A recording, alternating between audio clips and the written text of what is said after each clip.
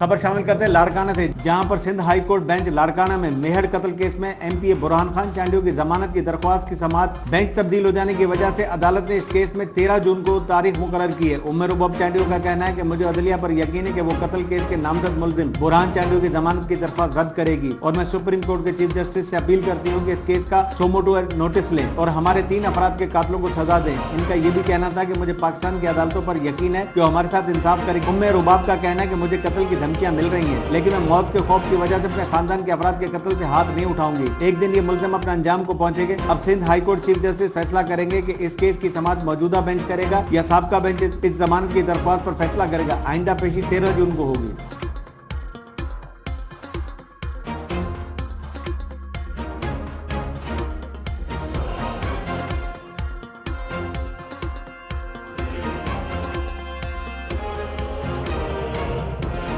मजीद खबरों और अपडेट्स के लिए देखते रहिए हमारा YouTube चैनल HRJDO न्यूज।